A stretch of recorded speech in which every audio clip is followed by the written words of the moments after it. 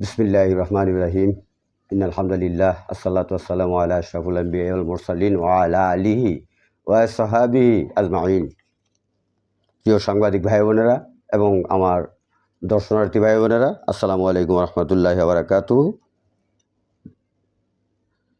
আজকের এই আলোচনা সভার মধ্যে আমাদের সাংবাদিক ভাই ও বোনেরা একটা জিনিস আমার কাছে জানতে চাইছে যে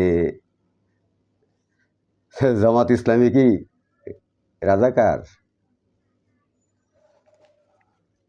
জি, আমি এটার একটা সুন্দর উত্তর দিব ছোট্ট করে। আমি হয়তো এর উপরে ভালো জানি না, না জানলেও একটা সুন্দর উত্তর দিব আপনাদের। জামাত ইসলামী বাংলাদেশ রাজাকার না। দেশ যখন স্বাধীন হয় তারা এমন একটা ভূমিকা পালন করছে যে নীরব ভূমিকা। তারা বলছিল যে আমরা দ্বিখণ্ডেরও আমরা এই দেশটা ভাগ হয়ে যাক, দুটা দেশ, এটা আমরা চাই না। আর এটা তো একটা ভারতের ষড়যন্ত্র, এই ষড়যন্ত্রকে আমরা মাইনেও নিতে পারি না। কারণ ভারতের এই আগ্রাসন একদিন আমাদের বিরাট ক্ষতিকারক অবস্থা হয়ে দাঁড়াবে। তাতে এখন দেখতেই আসছেন কী অবস্থা, যে ভারত আমাদের কত আদর করতেছে। গতকাল আমি দেখলাম পত্রিকায় যে আমার প্রাণপ্রিয় ভাই শামসুজ্জামান দুদু, বিএনপি নেতা, দুদু ভাই বলতেছেন এই জামাত শিবিরের লোকেরা হচ্ছে রাজাকার, আলবদর ইত্যাদি বলে গালাগালি করলেন। দুদু ভাই, আপনাকে বলবো যে যখন জামাত ইসলামী আপনাদের সাথে দুইটা সরকার পরিচালনার ক্ষেত্রে অংশগ্রহণমূলক কাজ করছে, তখন জামাত ইসলামী কি রাজাকার ছিল না? আপনার কি মনে হয় দুদু ভাই?